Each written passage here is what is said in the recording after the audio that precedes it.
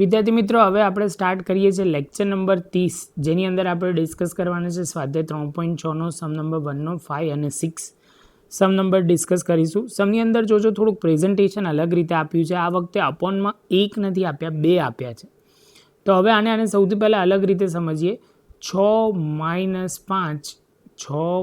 5 અપોનમાં 2 આપ્યા છે.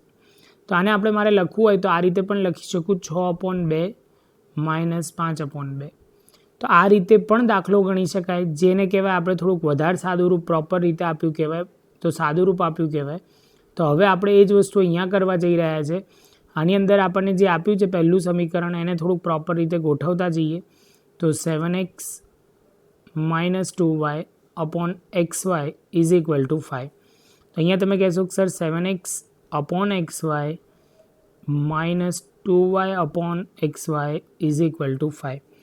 અહીંથી यहाँ से તો અહીંથી આપણે લખીશું x કટ થઈ જશે તો 7y 7/y અપોનમાં અહીંયા લખીશું y કટ થઈ જશે તો 2/x ઇઝ ઇક્વલ ટુ 5. જેવું આ પૂરું થશે એટલે તમારું સમીકરણ સાદા રૂપમાં આવી જશે. સેમ વસ્તુ આપણે અહીંયા લઈએ, 8x + 7y upon xy is equal to 15. તમે કહેશો કે સર લખો 8x ભાગ્યા xy 7y ભાગ્યા xy is equal to 15. x અને x કટ થઈ જશે તો 8/y પ્લસ 7 આ y કટ થઈ જશે તો 7/x ઇઝ ઇક્વલ ટુ 15. અહીંયા જેવો આ પોઈન્ટ પૂરો થશે એટલે તમે કહેશો કે સર હવે શરૂઆત કરીએ. તો અહીંયા સૌથી પહેલાં જે આદેશ લેવાનો છે એ આદેશ લઈએ. આદેશ x ઇઝ ઇક્વલ ટુ થોડુંક બરાબર લઈએ, x/y. આ વખતે x/1/y જેને આપણે a લઈશું અને 1/x ને આપણે b લઈશું. તો હવે આપણે ગણતરી લખવાની શરૂઆત કરીએ. તો એની જગ્યાએ આપણે અહીંયા લખી શકીએ. ઓકે, તો હવે આપણે લખી શકીએ 7 આ જે આપણે લખ્યું છે 1/y અને અહીંયા આપણે 7 લખ્યું છે તો આપણે 1/7 એટલે કે 7 ગુણ્યા a લખી શકીએ. અહીંયા 2/x લખ્યું છે તો એને લખવું હોય તો 2 × 1/x લખી શકીએ. તો તમે કહેશો કે સર આટલું તો ખબર પડી ગઈ. તો હવે તમે કહેશો કે સર એની જગ્યાએ તમે લખો 2 × b અને અહીંયા 5. સેમ વસ્તુ અહીંયા હવે જોઈએ તો આની અંદર લખીએ 8 × a પ્લસ 7b અને 15. હવે લોપ કરવા માટે સૌથી પહેલાં શરૂઆત કરીએ તો કઈ સંખ્યાને કોની સાથે ગુણીશું? તો તમે કહેશો કે સર બીની સંખ્યાને આપણે 7 વડે ગુણીએ. એટલે હવે સમીકરણ અહીંયા આપી દો 1 અને સમીકરણ 2. તો લખીએ સમીકરણ 1ને 7 વડે ગુણતા. તો અહીંયા લખી કાઢીએ સમીકરણ 1ની ઇન્ફોર્મેશન અને એને 7 વડે ગુણીએ તો 7 × 49 a, 7 × 14 b અને અહીંયા 35. આ આવી જશે સમીકરણ 3. અને અહીંયા તમે કહેશો કે સર 8a પહેલાં લખીએ કોની સાથે ગુણવાનું છે. સમીકરણ 2ને 2 વડે ગુણતા. તો તમે કહેશો કે સર અહીંયા લખીએ 8a plus 7b is equal to 15 ગુણ્યા 2 વડે ગુણીએ તો આવે 16a plus 14b is equal to 30. હવે એવું કહી શકો આને 4.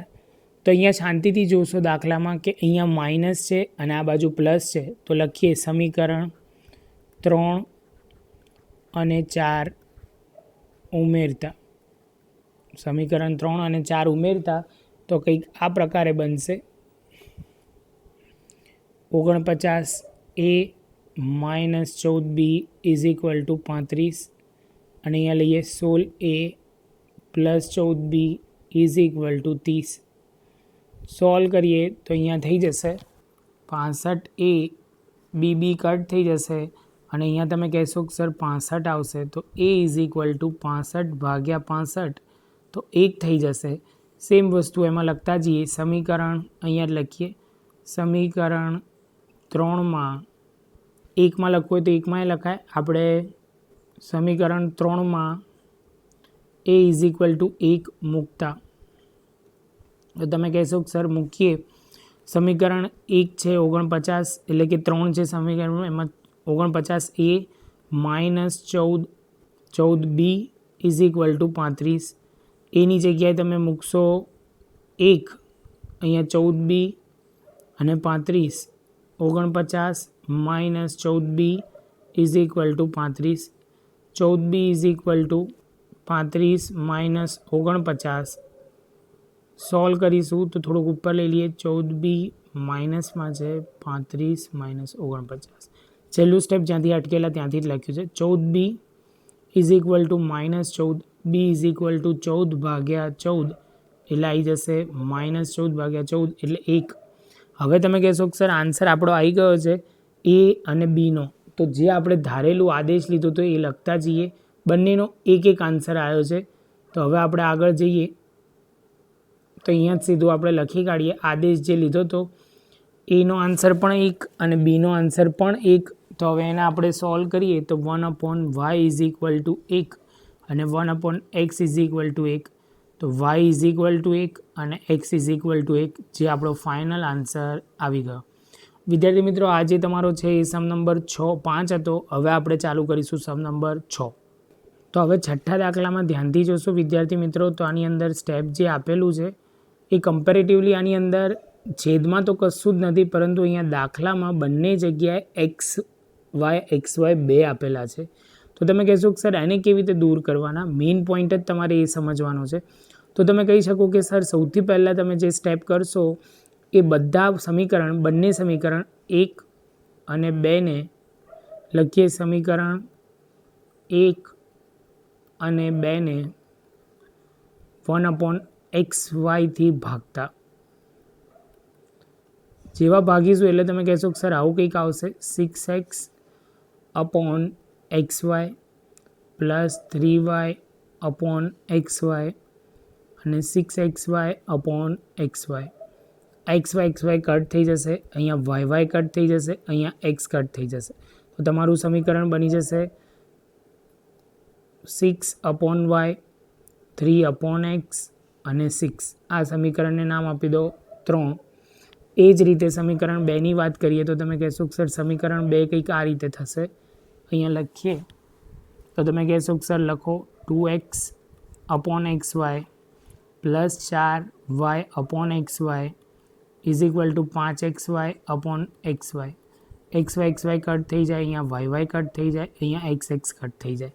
તો અહીંયા આવશે 2/y, અહીંયા આવશે 4/x, અહીંયા આવશે 5. આને આપી દો સમીકરણ 4. જેવું સમીકરણ 4 થઈ જશે એટલે તમે કહેશો કે સર સમીકરણ 3 અને 4 બંને તૈયાર થઈ ગયા છે. તો હવે આદેશ લઈએ. 1/y ને a લેતા અને 1/x ને b આદેશ લેતા. તમે કહેશો કે સર હવે સમીકરણ જે બનશે અહીંયા જે આપ્યું છે 1/y તો એને આપણે કહીશું a. તો 6a plus 3b is equal to 6 અને અહીંયા તમે કહેશો કે sir 2a plus 4b is equal to 5. જેવો આ પોઈન્ટ પૂરો થશે એટલે તમે કહેશો કે સર આ વખતે કયા સહગુણકને સરખા કરીશું? તો આની અંદર આપી દો અને 5મું સમીકરણ અને 6ઠ્ઠું સમીકરણ. તો લખીએ સમીકરણ 6ને 2 વડે ગુણતા. તો તમે કહેશો કે સર થોડુંક ઉપર લઈ લઈએ એટલે ક્લિયર થઈ જાય. હા બસ. તો અહીંયા લખતા જઈએ 6a પ્લસ 3. તો આપણે કયાને સરખું કરીશું? તો આને 2 વડે ગુણીશું એટલે અહીંયા આપણે લખીએ 2a plus 4b is equal to 5. ગુણાકાર કરીએ કેટલા સાથે? તો તમે કહેશો 2 સાથે. જેવો 2 સાથે ગુણાકાર કરશો એટલે આના આવશે 4a. તો અહીંયા તમે લખશો સમીકરણ 6ને કેટલા વડે ગુણશો? તમે કહેશો કે સર અહીંયા આપણે લાવવાનું છે 6 તો 3 વડે ગુણવા પડે. તો 3 વડે ગુણીએ તો અહીંયા આવશે 3 સાથે ગુણીએ તો 6a, 4 તરી 12b અને 5 તરી 15. એ સમીકરણ 7 બની જશે. સમીકરણ 7 આવતાની સાથે જ તમે લખી શકશો સમીકરણ 7માંથી સમીકરણ 5 બાદ કરતા. તો તમે લખશો અહીંયા સૌથી પહેલાં 7મું સમીકરણ છે 6a plus 12b is equal to 15. અહીંયા તમે લખશો કે sir 6a plus 3b is equal to 6 minus minus અને માઇનસ. તમે કહેશો કે સર 6 એ કટ થઈ જશે, અહીંયા આવશે 9b એટલે અહીંયા પણ 15માંથી 6 જશે એટલે તમે કહેશો 9, તો b ઇઝ ઇક્વલ ટુ આવી જશે 1, જે તમને ક્લિયર થવું જોઈએ.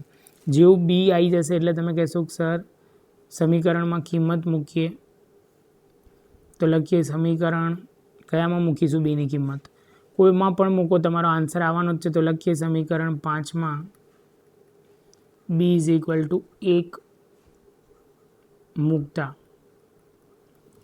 તો તમે કહેશો કે સર લખો 6a plus 3b is equal to 6.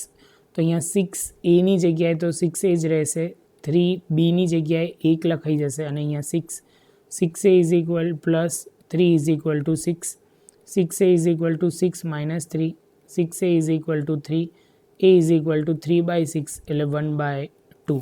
જેવું 1/2 થશે એટલે તમારો a અને bનો આન્સર આવી ગયો.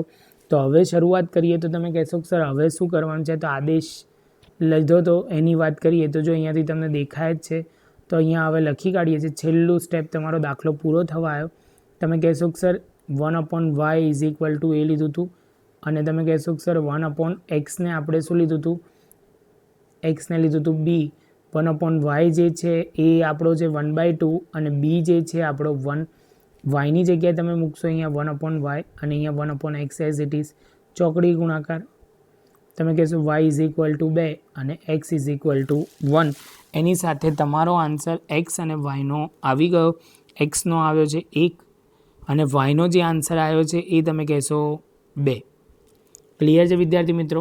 અહીંયા તમારો દાખલા નંબર 6 પૂરો થયો અને લેક્ચર નંબર 30 પણ પૂરો થયો. હવે 30 પછી આપણે 31માં જઈશું, જેની અંદર 7 અને 8નું ડિસ્કસ કરીશું. બંને સમ બહુ જ સરસ છે, એકમાંથી 2 સમ થાય એવા છે, અમુક ધ્યાનથી સમજજો. જો વિદ્યાર્થી મિત્રો તમને આ વિડીયો ગમ્યો હોય તો લાઇક, શેર, સબસ્ક્રાઈબ જરૂરથી કરજો. હવે મળીશું 31મી નંબરની વિડીયોમાં.